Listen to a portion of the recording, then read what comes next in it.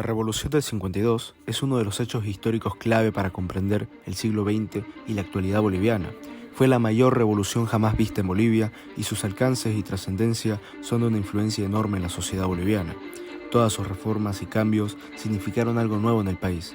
Cosas y teorías que en algún momento eran impensables durante la revolución se hicieron realidad. El país vivió esta serie de cambios de forma abrupta y muchas veces violenta.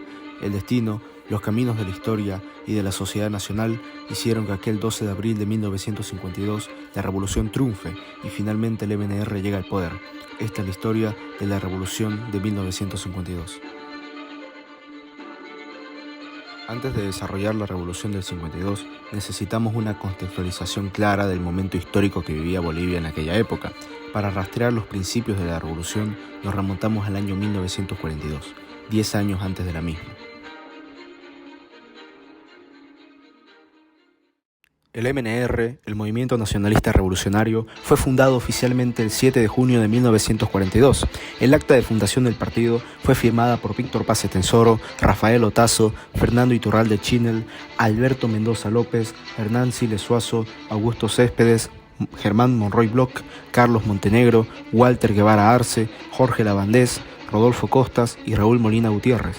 El documento decía lo siguiente: esto es un ataque despiadado contra la dictadura y la oligarquía boliviana, entreguista y falsamente democrática.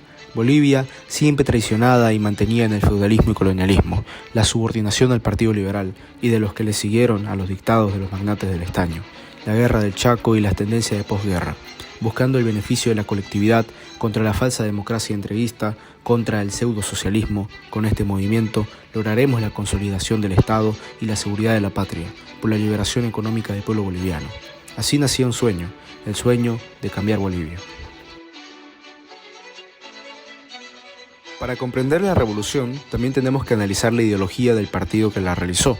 El MNR basaba sus pensamientos en 3 grandes libros: Nacionalismo y coloniaje de Carlos Montenegro, Bases y principios del MNR de José Cuadros Quiroga y la tesis de Ayopaya de Walter Guevara Arce. Nacionalismo y coloniaje es un libro que, como dice su título, divide a todos los gobiernos que tuvo Bolivia en 2 ideologías, nacionalismo y coloniaje. En este libro, Montenegro nos relata la historia del periodismo boliviano y la realidad del país a través del análisis de las medidas tomadas por distintos gobiernos. Resalta la obra de Belzu y lo nombra como el primer presidente legítimamente nacionalista, mientras que, por otro lado, fue uno de los primeros autores en cuestionar los gobiernos de Pacheco, Arce, Baptista o Frías, a los cuales califica como oligárquicos. Mientras tanto, en la tesis de Ayopaya, Guevara Arce expone la realidad del campesinado boliviano. A su vez, se separa del fascismo y critica al marxismo, llegando a la conclusión de que el socialismo sería imposible en un país como Bolivia. Además, en este texto dice que en Bolivia lo que debe existir es una alianza de clases con fines nacionalistas para recuperar Bolivia para los bolivianos. Finalmente, Bases y principios nos relata la realidad boliviana desde la guerra del Chaco y cuáles fueron los hechos y errores históricos que nos llevaron a ese punto. Este es el texto síntesis de la ideología movimentista. En este libro se reivindica el significado de lo indio mestizo y la figura histórica de Bush como un héroe nacional. Además, critica la democracia calificada, los gobiernos oligárquicos y lo que llama el liberalismo doctrinario y el feudalismo republicano. Plantea un nacionalismo antiimperialista. Además, nos deja un lema acuñado por Tristán Maroff: tierras al pueblo y minas al Estado. Otro hecho de vital importancia sucedió en 1942. La masacre de Catavi consternaba a una nación entera que veía cómo su gobierno masacraba a mineros que luchaban por mejorar un poco sus miserables condiciones de vida. El presidente Peñaranda y el general Cuenca masacraron sin contemplación alguna a 40 mineros, entre ellos una mujer que pasaría a la historia por su valentía al momento de enfrentarse a los soldados, María Barzola. Esta masacre significó un antes y un después para el país. Fue el punto en el cual el país vio hasta dónde podía llegar la barbarie, la codicia y el despotismo de un modelo que ya estaba completamente agotado, el modelo liberal. La nación vio cómo su presidente servía a los intereses de compañías y potencias extranjeras, masacraba a sus connacionales con tal de sacar unos kilos más de estaño. El MNR supo sacar provecho político de esta matanza. Hizo manifestaciones, marchas y huelgas protestando contra la matanza y pidiendo justicia para los masacrados y cárcel para los masacradores. El movimiento nacionalista revolucionario convirtió a la masacre de Catavi en su bandera de lucha. Al año siguiente, una logia llamada Radepa, conformada por ex oficiales de la Guerra del Chaco, tomó el poder expulsando al presidente Peñaranda y colocando un nuevo militar en el gobierno, el coronel Gualberto Villarroel. Los cambios y los avances logrados durante el gobierno de Villarroel, a pesar de todas las trabas y los ataques internacionales e internos que recibía, logró hacer que el país se preparara para la revolución y su gobierno significó una especie de pre-revolución. Incluso su gabinete contenía miembros del MNR. Acusado de fascista y al enfrentarse a grandes intereses internacionales, el destino del presidente Villarroel, el presidente colgado, es conocido por todos los bolivianos. Gualberto Villarroel merece un documental propio, profundizando su vida y gobierno, que sin duda dejó una huella imborrable en la historia de Bolivia, una huella de rebeldía y valentía que serían el comienzo de la verdadera revolución. El mayor pecado de Villarroel fue no ser enemigo de los ricos, pero ser más amigo de los pobres. Tras el asesinato del presidente Villarroel, inició una etapa oscura para el MNR y sus adeptos, el sexenio, que compone 6 años en los cuales ser MNRista era prácticamente un delito.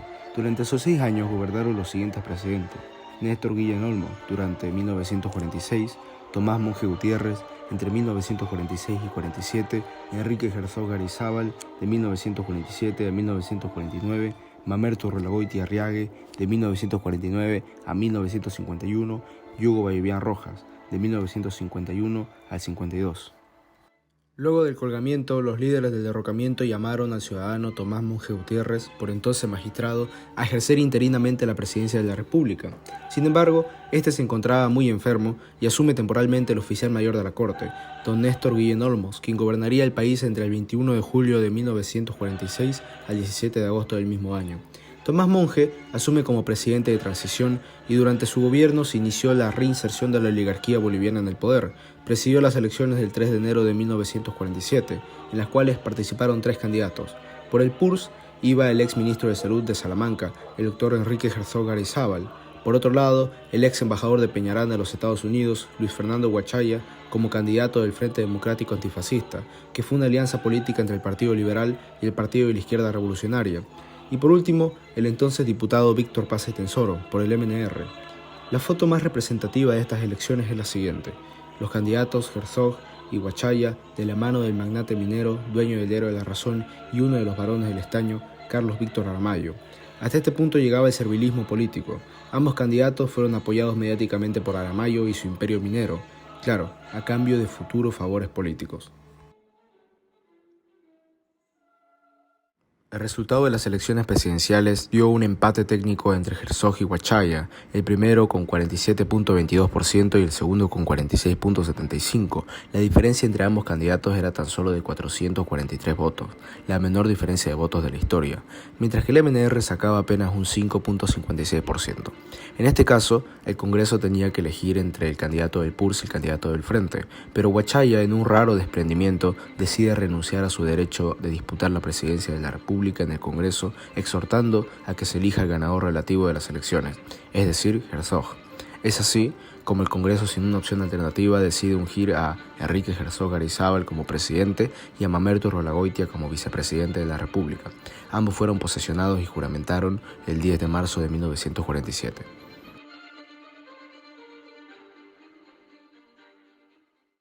El gobierno de Herzog fue un gobierno marcado por la resistencia movimentista y la presión política del MNR. Sin embargo, Herzog tenía algunas contemplaciones con sus opositores. Un episodio particular fue cuando en la Catedral de San Francisco de la Paz se tenía rodeado un grupo de movimentistas. En lugar de dispararles o detenerlos, el presidente ordenó que los desarmen y los dejen libres. Esto fue un agravio para los intereses de los grandes empresarios. Finalmente, la oligarquía nacional le quitó el apoyo al presidente y pedía su relevo por un hombre más autoritario y duro con el MNR, su vicepresidente, Mamerto Rolagoiti. El presidente, al ver su situación, la situación que se le venía encima, decide presentar su renuncia en octubre de 1949, alegando una enfermedad nerviosa. Rolagoiti juramentaba como el nuevo presidente de la República.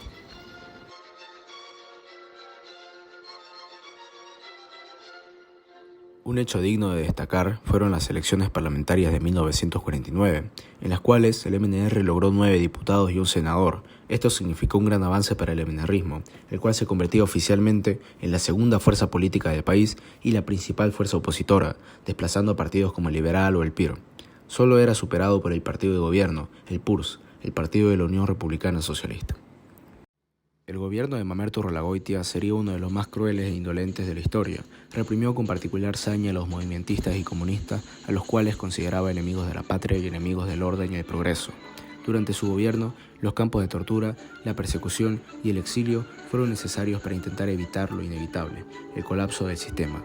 Políticos como José Firman Velarde, Guillermo Lora, Óscar Únsuga de la Vega y Juan Lechino Oquendo fueron exiliados del país. Don Mamerto se puede catalogar históricamente como el último presidente guardián de los intereses de los varones del estaño. Defendió a capa y espada la permanencia del sistema y el modelo liberal que venía desarrollándose hace más de medio siglo. Durante el gobierno de Rolagoitia sucedieron 4 hechos importantes para entender el desarrollo de la revolución: la guerra civil de 1949, la matanza de Villa Victoria, las elecciones de 1951 y el llamado Mamertazo. A continuación vamos a explicar cada una de ellas detalladamente. El origen de la guerra civil se remonta a mayo de 1949, una huelga general en siglo XX en unas minas de Los Patiños, y su represión derivó en un levantamiento que hizo temblar al presidente y a su gobierno. El 27 de agosto de 1949 se produjo un levantamiento en 4 ciudades de la nación. Incluso se llegó a crear un gobierno paralelo presidido por Edmundo Roca, quien le debía entregar la presidencia a Paz Estenssoro una vez se gane la guerra civil. Los rebeldes controlaban más de la mitad del territorio nacional, con fuertes bastiones en Cochabamba y Santa Cruz. Han afirmado definitivamente en nuestra patria, sostenidas por la unanimidad del pueblo. El gobierno ha de defenderlos con severa energía y sin mediar sacrificio. La respuesta del presidente Rolagoitia no tardaría en llegar: mano dura contra los rebeldes y el envío de cientos de soldados comandados por el general Ovidio Quiroga, mano derecha del presidente, mientras que los rebeldes eran comandados militarmente por Froilán Calleja. Hubo fuertes enfrentamientos en Incahuasi, Camiri y Yacuiba. Hubo fusilamientos como el de Lidio Ustares en Potosí, e incluso la Fuerza Aérea Boliviana llegó a bombardear las ciudades de Santa Cruz y Cochabamba. Conforme iban pasando los días, los rebeldes perdían territorio y hombres. El intento revolucionario había fracasado y el gobierno logró resistir. El presidente Rolagoitia, con su típica personalidad, tras ganar la guerra civil salió en las calles de Cochabamba en su jeep con un casco militar y su terno de costumbre, dando un fuerte mensaje al país. Él era el presidente y él mandaba. Otro de los hechos que marcaron esta época fue la represión en Villa Victoria, la cual fue una de las más fuertes del siglo XX boliviano. La huelga general exigía mayores derechos a los trabajadores y el levantamiento armado estalló el 18 de mayo de 1950, teniendo como epicentro el bosquecillo de Villa Victoria. El gobierno, para evitar lo que denominó como el segundo intento de golpe de Estado, envió regimientos militares a reprimir a los protestantes y los alzados. Estos resistieron durante horas el fuego gubernamental, pero sin embargo perdieron la batalla. Se contabilizaron un total de 13 muertos y decenas de heridos. Muchos de estos muertos fueron recogidos incluso en camiones de basura. Finalmente llegamos a 1951, año de elecciones presidenciales. Para estas elecciones adoptó un sistema en el cual el presidente y el vicepresidente se elegían por separado, cada uno con sus propios votos y porcentajes.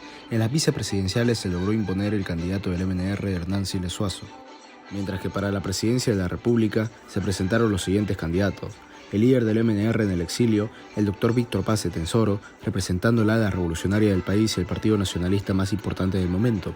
Por otro lado, por el PURS, el partido de gobierno, se presentó el economista, exministro y diplomático Gabriel González Tejada, siendo el candidato apoyado por la rosca minera y la oligarquía nacional, un hombre preparado y culto que podría defender los grandes intereses empresariales y evitar una revolución en el país. Otros candidatos fueron el héroe de la Guerra del Chaco y falangista Bernardino Bilbao Rioja, el empresario Guillermo Gutiérrez Bea Murgía por la Acción Cívica Boliviana, ACB, el liberal Tomás Manuel Helio y el marxista prosoviético José Antonio Arce, caudillo del PIR. Los resultados dejaron al país completamente consternado. El gobierno se había confiado demasiado y el candidato oficialista no ganó las elecciones. El MNR sacó un 42.92%, el PURS sacó un 32.02%, la Falange 10.51%, ACB 5.27%, el Partido Liberal apenas logró un 5.18%, sacando su porcentaje más bajo en toda su historia, en las que serían sus últimas elecciones presidenciales, y el PIR un irrisorio 4.10%, debilitado por su participación en el derrocamiento de Villarroel. El MNR ganaba las elecciones en primera vuelta por tan solo 9 décimas. Era oficial, Paz Estenssoro era el nuevo presidente electo de Bolivia. Al ver los resultados, Mamerto Rolagoitia quedó perplejo y muy enfadado. pero algo tenía muy claro: jamás le entregaría la banda presidencial a Paz Etenssoro. Las sectas revolucionarias, Movimiento Nacionalista y RADEPA, sino grupos minoritarios, repudiados por el país, de ambiciosos y de violentos.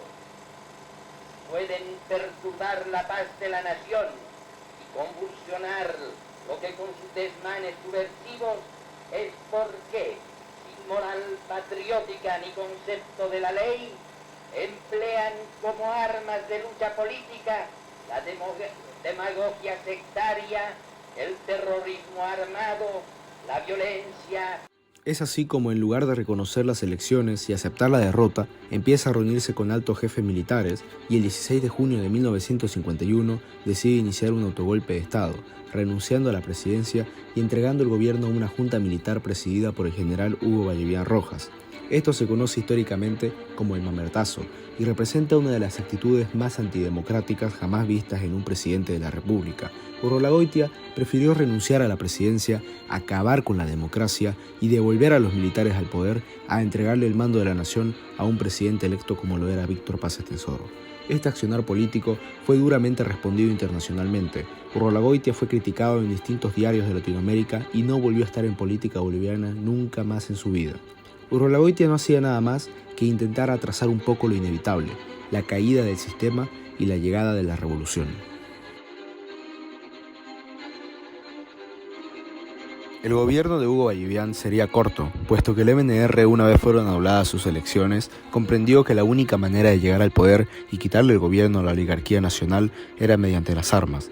Además, dentro del mismo gobierno, las ambiciones de militares como Humberto Torres Ortiz, Sergio Sánchez y Antonio Seleme hacían difícil la permanencia de Vallivian en la presidencia. Además, era un vox populi que el presidente era manipulado y controlado por otras personas. Las protestas contra el gobierno no cesaban y los partidos de oposición, como ser el MNR y la Falange, comprendieron que era el momento de iniciar la revolución, que derrocaría finalmente al gobierno de facto. Uno de los más fuertes conspiradores era el ministro y general Antonio Seleme Vargas, quien mantenía contacto con Siles, Lechín y Unzaga de la Vega, en secreto por supuesto. Seleme juramentó lealtad al MNR. El día 8 de abril, una reunión entre el MNR y la Falange terminaría haciendo que la Falange salga del movimiento armado debido a diferencias en el programa y distribución del eventual gobierno revolucionario. El estallido de la revolución estaba planeado para el 12 de abril, sin embargo, el cambio de gabinete precipitó las cosas y la revolución estalló el 9 de abril de 1952, cuando el capitán Israel Telles toma el arsenal de armas de La Paz. Los primeros días de la revolución fueron duros. El jefe militar del gobierno era el general Humberto Torres Ortiz, mientras que el jefe militar de los rebeldes era el general Antonio Seleme Vargas. Incluso, por aquellos días, en las radios de La Paz, los radiolocutores informaban diciendo: el día de hoy el presidente de la República, el general Antonio Seleme Vargas, dará un mensaje a la nación. Sin embargo, a último momento, el general, creyendo inminente la derrota, decidió bajarse de la revolución y refugiarse en la embajada chilena. Este error político le quitaría la presidencia y dejaría al MNR el camino libre para ocupar la primera magistratura. La batalla era cruenta. Personas de todos lados del país se unían a la insurrección. Policías de la zona sur de La Paz, mineros de Miyuni y militantes del movimiento nacionalista revolucionario juntos luchaban contra los regimientos que rodeaban la ciudad de La Paz.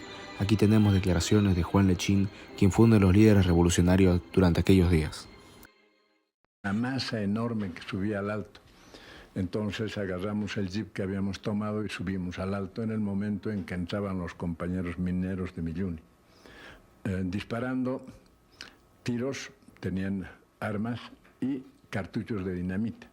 De tal modo que las tropas que estaban combatiendo con la gente que había subido por el lado izquierdo se sintieron cercados. Entonces la tropa abandonó las armas por eso, porque estaban seguros. En esa época pues no había diferencia, nadie podía decir la diferencia entre un cartucho de dinamita y una bomba. Éramos pocos los que podíamos hacer la diferencia. Todos los que trabajamos en las minas sabíamos, conocíamos la diferencia, pero no la opinión pública y menos en La Paz. Tal modo que la tropa creyó que estaba cercada y que había artillería detrás de ellos. Pero finalmente en la batalla de Miraflores se consolidó la superioridad revolucionaria.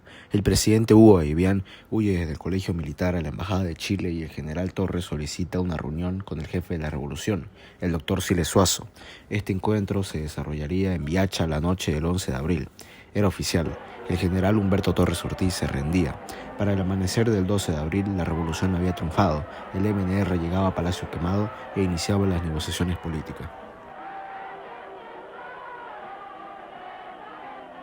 Habíamos comenzado a discutir solamente el problema de la nacionalización. Con respecto a la reforma agraria, ya el MNR en años anteriores ya planteó la reforma agraria de tal modo que no era ninguna novedad y estábamos seguros que iba a cumplirla. Pero con respecto a la nacionalización hubo esa oposición que me obligó a decir entonces sigue la guerra civil. El despacho del presidente daba antes a la plaza y el corredor de su despacho yo me salí por ese lado porque estaba decidido a tomar el palacio con la gente armada. Y cuando salí estaba repleta de gente y el doctor Siles salió por el otro lado, por la otra baranda y nos encontramos ya en la última plataforma antes de llegar a la sala. Y me dijo: Juan, no más sangre, elige tú 4 ministros. Yo me quedé pensativo un momento y dije, aunque no eligiéramos un ministro, tenemos las armas, tenemos el poder, de tal modo que acepté. Ahí nace el cogobierno. La revolución dejó un saldo de 490 muertos y más de 1000 heridos. Este fue el resultado de la revolución más grande jamás vista en la historia de Bolivia. Aquel 12 de abril, Siles se convertía en el jefe de facto de la nación boliviana y la historia de Bolivia cambió para siempre. La llegada del líder del MNR, Víctor Paz Estenssoro, estaba programada para el 15 de abril. Y así fue. El 15 de abril Paz Estenssoro llegaba a Bolivia desde Buenos Aires para cumplir con su misión histórica y juramentar como el nuevo presidente de Bolivia. El piloto de ese avión que trajo al líder revolucionario era un joven militar llamado René Barrientos Ortuño.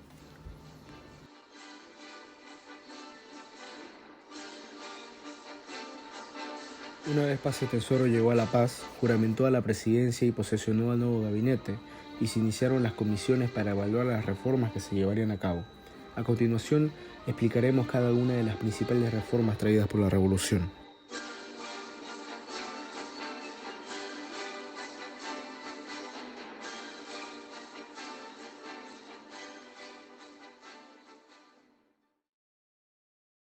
La primera gran reforma sucedió el 17 de abril de 1952, tan solo 5 días después de la Revolución.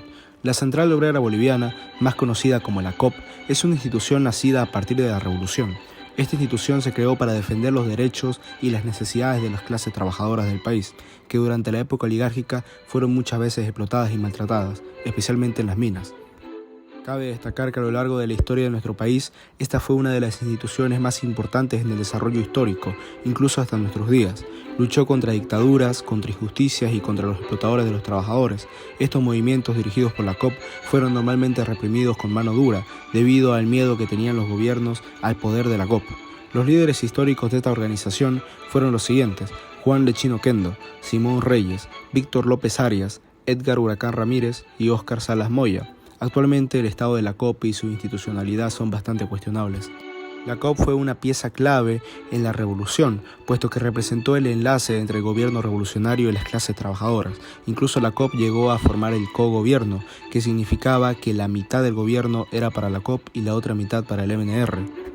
Esto significó un amplio poder para el primer líder histórico de la COP, es decir, Juan Lechín, quien incluso llegó a desempeñarse como vicepresidente de la República. Este poder, muchas veces hegemónico, llegó a ser en varias ocasiones hasta incluso autoritario.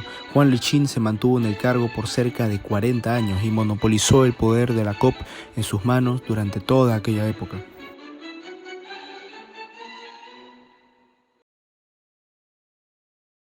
Una vez el MNR subió al poder, postuló que el ejército estaba invadido del pensamiento y las influencias oligárquicas. Es así como decide cerrar el colegio militar y prácticamente abolir el ejército y dar paso a una serie de milicias armadas a su servicio que aterrorizaron al país durante aquellos días.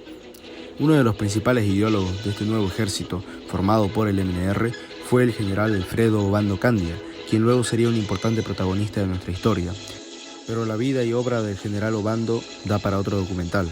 Este nuevo ejército introducía en el país ideas nacionalistas y sobre todo revolucionarias. Este nuevo ejército sería del MNR y para el MNR. Con estos fines, el partido decidió reabrir la escuela militar cerrada en el 52, pero ahora bajo el nombre de Colegio Militar Gualberto Villarroel. Este mismo ejército, luego de toda la humillación sufrida por el MNR, sería uno de los protagonistas de su final.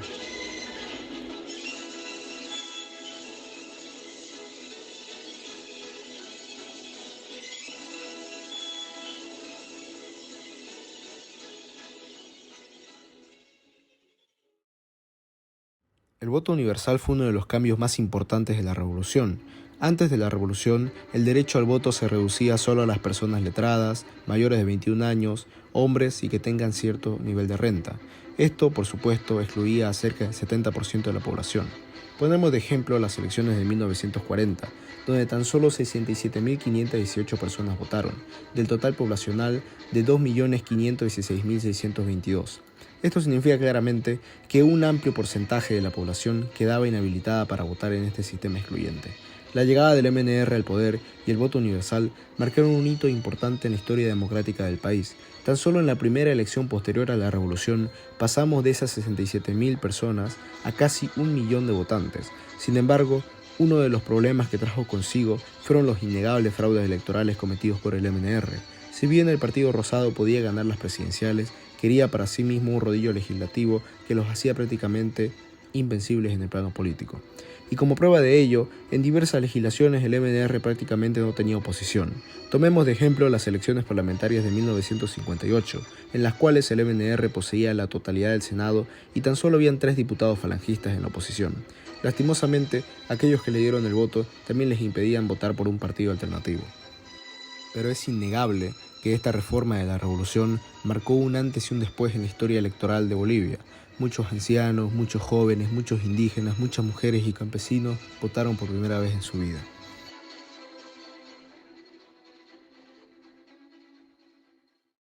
El año 1953, el MNR crea la Comisión Nacional de la Reforma Educacional, que dictó el año 1955 el nuevo Código de Educación que ordenaba la educación primaria gratuita y obligatoria en toda la nación. Además, este código plantaba un modelo que dividía la educación en 6 ramas: preescolar, primario, secundario, vocacional, técnico y universitario. Además, impulsó la educación para adultos, educación extraescolar, educación de rehabilitación y además un punto sumamente importante, la extensión cultural hacia la comunidad campesina, que ayudó a alfabetizar el campo creando colegios y normales en las zonas rurales. Con esta reforma pasamos en el kinder de 5.882 alumnos a 20.113. En la primaria pasamos de 199.619 a 500.000 y en secundaria de 22.000 a 88.000. La alfabetización incrementó en cerca de un 173% hasta el año 1964. Pasamos de una educación de castas a una educación de masa. Sin embargo, muchas de las reformas, incluida la masificación, devino en una politización de la educación que derivó en un decrecimiento de la calidad educativa y maestros mal pagados. Sobre esta reforma podemos concluir con palabras del presidente Paz Atenzoro. Es innegable que en toda sociedad y a través de todas las épocas hay una relación directa entre la orientación y el alcance que tiene la educación y los intereses de las clases dominantes. Cada cambio en las relaciones de poder entre las clases sociales plantea la necesidad de una nueva educación, porque la educación en sí misma es ya una ventaja para quien la posee. Ella provee al nuevo Estado de servidores eficientes. Una de las reformas más importantes de la revolución es la que vamos a ver a continuación, la nacionalización de las minas. Desde hacía siglos los imperios extranjeros y los empresarios privados fueron los que controlaron las minas en Bolivia, desde los españoles hasta los varones del estaño. Estos eran Patiño, Joshi y Aramayo, aquellos hombres que ponían y sacaban presidentes a su antojo, posesionaban ministros, imponían candidatos a la presidencia y controlaban los decretos y las leyes que se hacían y no se hacían en el país. En resumen, aquellos hombres que gobernaron verdaderamente el país entre 1880 y 1952, herederos del poder de los Arce, los Pacheco y los Argandoña, aquellos superricos que almorzaban con reyes y príncipes mientras sus empleados y el pueblo boliviano a veces no tenían que comer, aquellos señores que construían palacios enteros a costa de una mano de obra barata y muchas veces maltratada, aquellas personas que se beneficiaron y sacaron al extranjero los recursos del país, y uno que otro logró posicionarse entre los 10 hombres más ricos del mundo.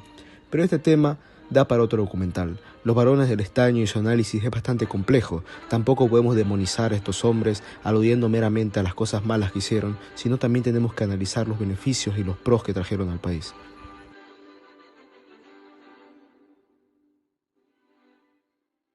Sin embargo, no se puede negar las precarias condiciones en las cuales trabajaban muchos mineros. Mientras los señores del estaño viajaban por Europa y cenaban banquetes con reyes y príncipes, la situación de sus trabajadores era muy distinta. Muchos de ellos, mal alimentados y maltratados, tanto por la compañía como por las duras condiciones de la mina, morían sin llegar a los 40 años. Además, casi todos los minerales y recursos salían al extranjero y casi nada quedaba para el Estado boliviano, tan solo un 3%. Sus descendientes, como una de las pocas justificaciones, tienen declaraciones ridículas, como esta, la del nieto de Patiño y sus palacios. Él quería mucho a Bolivia. Ha hecho esos palacios mucho más bonitos que los que tenía en Francia. Como respuesta a esta situación, el gobierno revolucionario decidió crear la Corporación Minera Boliviana, Comibol. Fue una de las empresas creadas a partir de la nacionalización de las minas, y esta empresa fue clave en el desarrollo y la economía boliviana de los próximos años, puesto que la minería representaba un amplio porcentaje de la economía nacional, además de ser la mayor empleadora del país durante muchas décadas. Tras el triunfo de la revolución, el MNR decidió crear una comisión para analizar el inicio y la ejecución de la nacionalización de las minas de Patiño, Xochitl y Aramayo. Finalmente, el 31 de octubre de 1952, en el mismo lugar donde sucedió la masacre de Catavi en los campos María Barzola, el dirigente Juan Lechín firmaba el decreto 2232, el cual nacionalizó todas las minas para el Estado boliviano, expropiando las propiedades de los varones del estaño. El artículo 2 de este decreto ordenaba la expropiación de todas las maquinarias, laboratorios, instalaciones, edificios, ingenios, vías, medios de comunicación, centrales eléctricas, equipos, campamentos, bienes muebles e inmuebles de los varones del estaño. A su vez, con la nacionalización se comenzó a debatir la indemnización de los varones del estaño. Esto significó el primer choque entre movimentistas. El MNR se dividió en aquellos que consideraban justa la indemnización y aquellos que no querían para nada, ninguna indemnización. Finalmente, el Estado terminó indemnizando a los varones del estaño. Oficialmente, desde aquel 31 de octubre, las minas eran propiedad del Estado boliviano.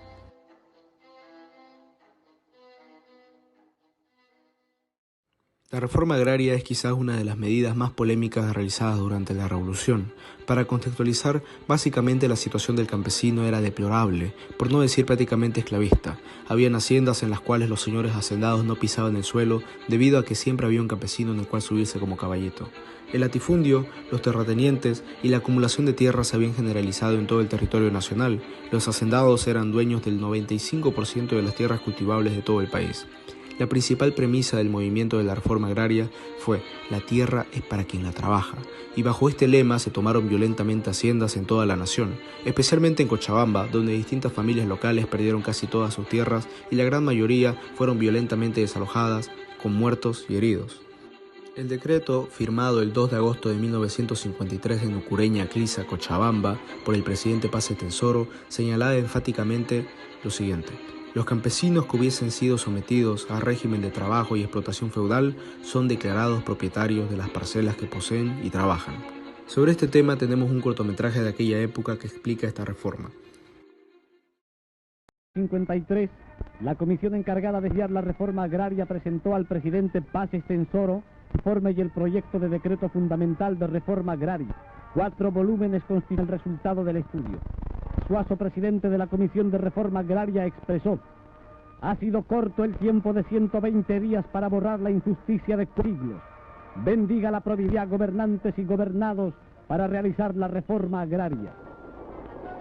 El ministro de Asuntos Campesinos dijo: es estimable la labor de la comisión por cuanto tuvo que tropezar con como funcional por la oligarquía.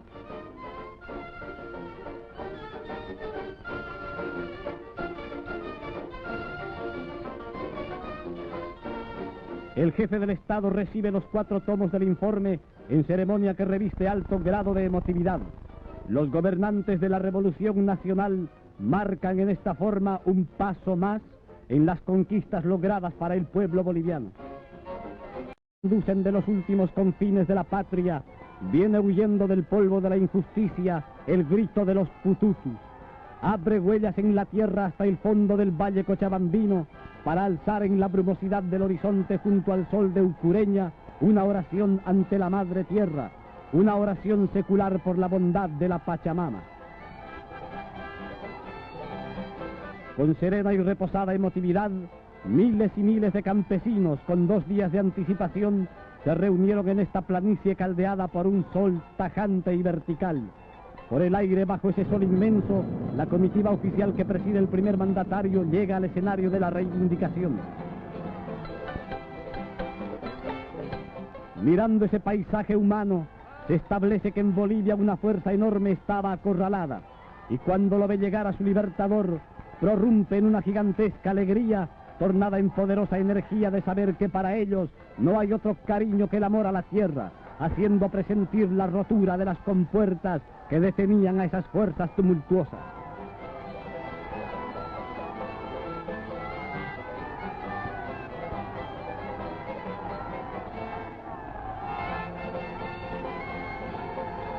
Por aquel entonces las cosas eran distintas. El 70% de la población vivía en el campo y tan solo el 30% vivía en la ciudad.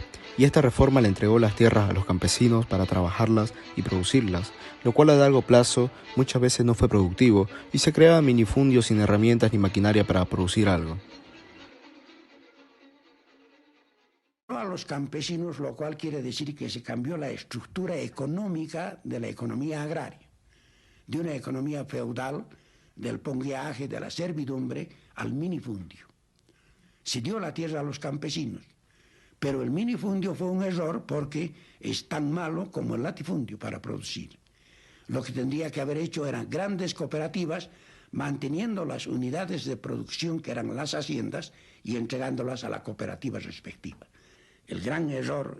Sin embargo, también existieron productos que se vieron incrementados con la reforma agraria, y esa producción benefició y ayudó tanto al país como a los campesinos que consiguieron tierras. Si bien la reforma agraria se aplicó de forma taxativa en todo el país, especialmente en el Valle Alto Cochabambino, donde familias como los Villarruel, los Torricos, los Ferrer, los de la Fuente o los Toranzos lo perdieron todo. En la región oriental, la reforma agraria se aplicó pasivamente o simplemente no se aplicó. Seguían existiendo terratenientes y latifundistas, y se incrementaron durante las dictaduras de Banzer y García Meza, en las cuales muchos terratenientes fueron protegidos e incluso se les concedieron tierras fiscales. La reforma agraria fue violenta y dura. Sin embargo, el campesino ve por fin su situación mejorada, por fin tenían tierras y no eran explotados. Esos campesinos por primera vez en su vida recibieron apoyo por parte del Estado.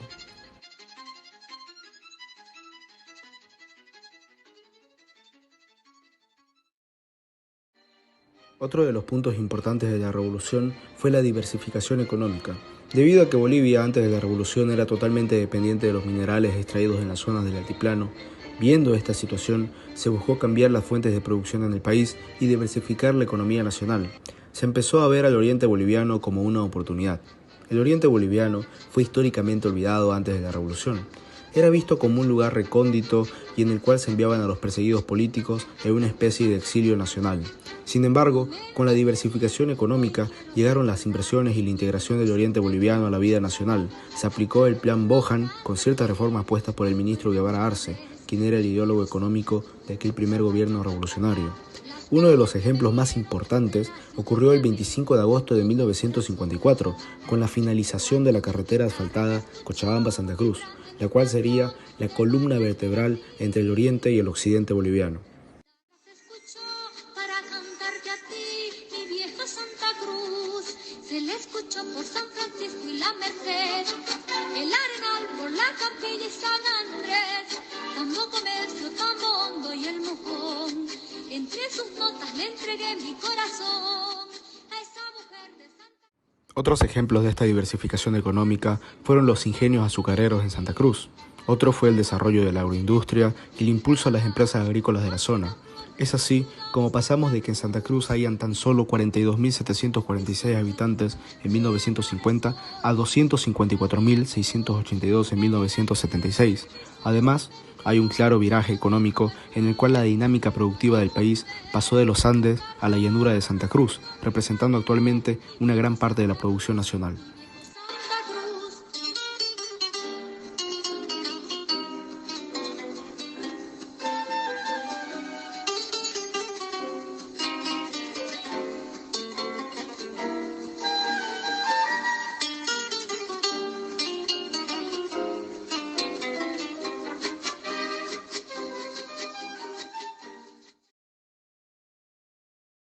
Ahora hablaremos del principal partido de oposición, la Falange Socialista Boliviana, más conocida solamente como la Falange. Fue el principal partido opositor al MNR durante los gobiernos revolucionarios. Su ideología estaba marcada profundamente por el falangismo español de Francisco Franco y de cierta manera por el fascismo italiano de Benito Mussolini, pero siempre mantenían una posición rebelde frente a la oligarquía boliviana, los varones del estaño y el poder político vigente. La Falange, una vez subió el MNR al poder, se convirtió en una alternativa reaccionaria entre las clases altas de ciertas ciudades, los estudiantes de universidades y en especial jóvenes de La Paz y Santa Cruz. La Falange fue bastante popular a su vez durante esta época y fue duramente perseguida. Sus militantes eran enviados a campos de concentración donde eran torturados a patadas, palazos, choques eléctricos, privación de comida y bebida y torturas psicológicas como amenazas y fusilamientos simulados. Hubieron casos al principio todavía de responsabilidad del MNR, mía, por ejemplo, como la creación de campos de concentración en las minas. Eso fue un gran error. Primero, no era necesario. Nacionalizadas las minas, sus empleados, toda la gente que era la oligarquía social de este país, ¿no? Toda esa gente se habría venido al lado de la revolución, perdió a sus patrones, los grandes mineros. Pero en vez de atraerlos, se los persiguió. Claro que había Falange. Falange con Únzaga, cuya biografía todavía hay que escribir. Únzaga era una especie de santo de la Edad Media, un hombre de un profundo apasionamiento, de un profundo fanatismo, de una gran honestidad y con una fuerza extraordinaria para arrastrar a los muchachos, a la gente joven, a la hoguera.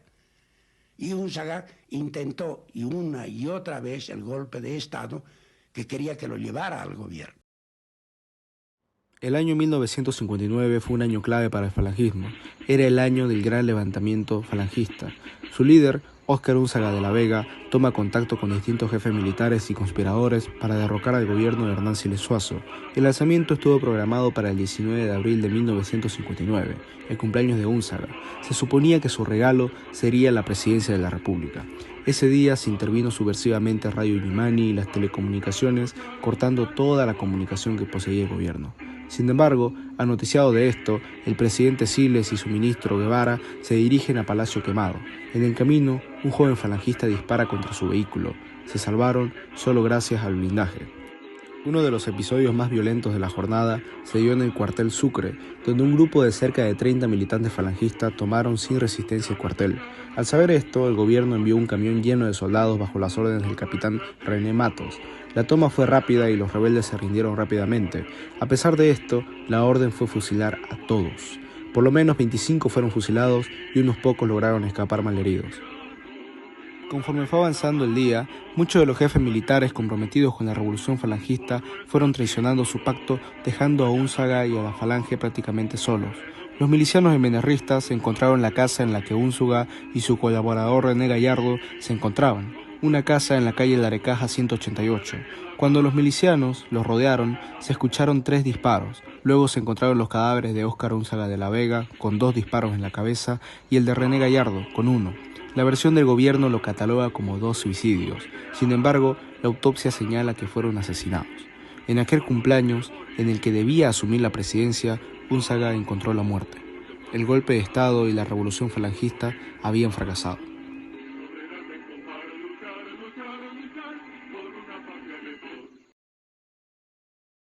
El MNR y su revolución no solo fueron duros, fueron crueles. Son incontables los casos de torturas y masacres cometidas a nombre de la Revolución Nacional. Atrocidades inolvidables pasarían los principales opositores a la revolución bajo ese radical lema de todo con la revolución, nada contra de ella. Los primeros campos de concentración de Bolivia fueron precisamente durante el gobierno de la Revolución. Apenas meses después de su llegada al poder, el presidente Paz Estenssoro, el 23 de octubre de 1952, promulgó el Decreto Supremo 02-221, el cual establece prisiones bajo administración militar en Corocoro, Uncía, Catavi y Caraguara de Carangas en Oruro. Se le llamaba comúnmente la Siberia del Altiplano. En estos campos de muerte, hambre y tortura ocurrían las mayores atrocidades jamás vistas: latigazos, privaciones de salud y alimento, lápices en los oídos, agujas entre las uñas, trabajo forzoso, entre otras cosas. Conocidos son los terribles casos de Gad Lemus y Jaime Villarreal o el Dr. Beltrán. Las cabezas y dirigentes de estos campos de concentración y de represión eran personajes como Federico Fortún, Claudio San Román, Luis Gallán Contador, Luis Sandoval Morón, Ademar Menacho, Emilio Arce Zapata, Walter Guevara Arce, Alberto Bonfield o Juan Pepla. La represión del MNR se dio con particular saña en Santa Cruz, la que quizás es la ciudad que más sufrió la crueldad del Partido Rosado. Horribles anécdotas e historias quedan en la memoria de los cruceños más viejos, cuando las hordas de Luis Sandoval Morón y Hugo Menacho Carrillo aterrorizaban la ciudad y creaban centros de tortura en el centro mismo de la ciudad. La masacre de Terevinto durante el primer gobierno de Siles Suazo y bajo la dirección del entonces ministro Guevara Arce marcaron una herida profunda entre Santa Cruz y el gobierno nacional. Fue uno de los episodios más sangrientos de la historia de Santa Cruz, cuando milicianos de Ucureña se entraron a haciendas y asesinaron a muchas personas. Por otro lado, Melchor Pinto Parada y el pueblo cruceño tuvieron que luchar contra el gobierno del MNR por su derecho al 11% de las regalías petroleras, las cuales, después de represiones y exilio, se logró el año 1957. Una de estas historias de horror fue el caso de los jóvenes Jorge Roca Pereira y Gubercino Coronado Zambrana, jóvenes que fueron asesinados por milicias armadas del MNR. Hoy en su honor, una avenida lleva sus nombres, la avenida Roque Coronado. Estas historias son marcas imborrables para el pueblo cruceño. Gran parte de estas historias las podemos encontrar en el libro Yanderoga de Hernán Ardaya Paz, en el cual nos relata la dura realidad de aquellos tiempos de la dictadura de Luis Sandoval Morón en Santa Cruz.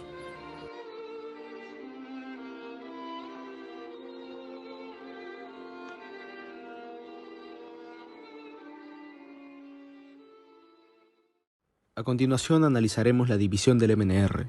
Conforme fueron pasando los años, la revolución tuvo 5 gobiernos. El primero, que duró del 12 de abril al 15 de abril de 1952, presidido por Hernán Siles Suazo a la espera de la llegada de Paz Estenssoro desde Argentina. El segundo, el primer gobierno de Paz Estenssoro, que fue el gobierno de las grandes reformas y tuvo a Siles como vicepresidente. Luego le sigue el gobierno de Hernán Siles Suazo, el gobierno de la austeridad y los reparos económicos para paliar la crisis post-revolucionaria. Con el Plan Ider, Bolivia se salvó de una gran crisis. Este gobierno tuvo como vicepresidente a Ñuflo Chávez Ortiz. El siguiente gobierno fue el segundo de Paz Estenssoro, que estuvo marcado por el cogobierno con la COP y tuvo como vicepresidente a Juan Lechino Oquendo.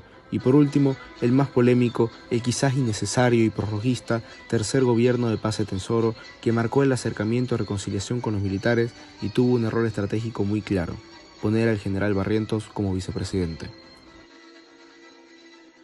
En el primer gobierno, el movimentismo estaba completamente unido. Sin embargo, el gobierno de Siles Suazo de 1956 a 1960 fue el que marcó la diferencia. Las medidas económicas tomadas por el presidente no fueron del agrado del sector izquierdista del MNR. Incluso el vicepresidente Ñuflo Chávez Ortiz renunció y la COP llamó a huelga general. Sin embargo, Siles encaró el problema y llevó a cabo sus medidas estabilizadoras a costa de su popularidad. Pero el verdadero problema llegaría el año 1960, al momento de la sucesión presidencial. Por acuerdo previo, se suponía que el siguiente presidente tenía que ser el ministro Walter Guevara Arce. Sin embargo, en una reunión secreta, el presidente Siles Suazo y el líder obrero Juan Lechín acordaron evitar una presidencia de Guevara y llamar al expresidente Paz Estenssoro desde su cómodo puesto diplomático en Londres para volver a candidatar a la presidencia, causando una ruptura en el orden de la sucesión presidencial acordado. Esto sería tomado por Guevara Arce como un insulto. Es así como el primero en desconocerse fue el exministro Walter Guevara, quien decide retirarse oficialmente del MNR y crear su propio partido político, el PRA, Partido Revolucionario Auténtico, el cual sería un importante protagonista político los siguientes años. Por otro lado, en el año 1963, Juan Lechino Oquendo, descontento con el acercamiento con los militares y Estados Unidos, además siendo negada su sucesión presidencial para la reelección pacetensorista, decide separarse oficialmente del MNR y crear su propio partido político, el PRIN, el Partido Revolucionario de la Izquierda Nacionalista. Y por último, el expresidente Siles comienza a posicionarse en la izquierda del partido y, descontento con el prorroguismo de Paz, decide crear el MNRI, Movimiento Nacionalista Revolucionario de Izquierda, y comenzar a conspirar contra Paz Estenssoro. En palabras de Guevara Arce, el presidente Paz, en su egolatría y hambre de poder al buscar una tercera presidencia, fue el que terminó por dilapidar la revolución.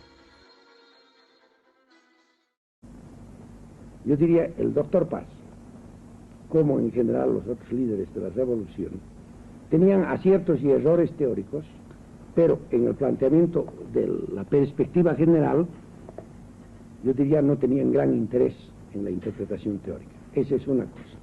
Y la otra cosa es, bueno, la actuación personal y personalista. Ya he dicho que Paz llegó como una figura nacional extraordinaria, pero era un equipo. El Paz Estenssoro que había llegado al gobierno era un equipo, no era un hombre. El Paz Estenssoro que estaba siendo aplaudido en América era un equipo. Pero el momento en que Paz comenzó a pensar que no era un equipo, sino que era él, el hombre de la revolución, que esa figura no era un producto colectivo, sino que él era, en todo su valor individual, comenzó a destruir el equipo. Y al destruir el equipo, inconscientemente fue destruyéndose a sí mismo. Hasta que en un gobierno posterior de Paz Estenssoro, se llegó a decir que sus ministros fueron escogidos con cuidado para evitar que ninguno de ellos sea físicamente más alto que él. Ese fue el extremo, digamos, ¿no? Entonces, la desorientación o la insuficiencia teórica, más esa actitud personal, es uno de los factores que ha frustrado la revolución. Era el inicio del fin de la revolución y el preámbulo de cruentos 18 años que veremos más adelante. Desde la visita del entonces vicepresidente de Estados Unidos, Richard Nixon, las relaciones entre Bolivia y Estados Unidos fueron más estrechas. Ayudas económicas y soportes militares eran las señales de una interferencia política estadounidense en Bolivia. Con todos los otros jefes del MNR descontentos, con unos militares con ansias de venganza y con el contexto de la Guerra Fría y el apoyo de los Estados Unidos, el vicepresidente y general René Barrientos Ortuño conspiraba y jugueteaba con la presidencia de la República. Incluso le hizo prometer al presidente Paz Estenssoro la presidencia garantizada para 1968. El ministro de Gobierno, Ciro Humboldt, intentó contentar a Barrientos con favores políticos y lograr evitar el golpe de Estado. Sin embargo, era inevitable. La ambición de Barrientos era más grande que cualquier promesa del MNR y finalmente llegó el fatídico 4 de noviembre. El general le pide la renuncia al presidente e inicia el golpe de Estado. Paz Estenssoro, al verse completamente abandonado, tanto por los militares, la mayoría de su partido, y los Estados Unidos, que si bien apreciaban a Paz Estenssoro, preferían y querían mucho más a Barrientos. Paz decide firmar su renuncia a la presidencia de la República. Cabe destacar que para nadie es un secreto que Barrientos llegó a la política boliviana como un peón de la CIA estadounidense. Los militares vuelven a tomar el poder luego de 12 años de estabilidad civil en el país. El general Barrientos y el general Obando salen al balcón presidencial formando una nueva junta militar, pero Barrientos fue aplaudido por el pueblo, mientras Obando recibía silbidos, debido a que supuestamente había ayudado a Paz Estenssoro a huir. Es así como Obando, indignado, decide retirarse y renunciar a la junta militar y dejar a Barrientos como nuevo presidente de la nación. Era oficial, Paz Estenssoro y el MNR habían caído. La revolución había llegado a su fin y el general Barrientos había llegado para quedarse e inauguraba 18 años de dictaduras militares en el país.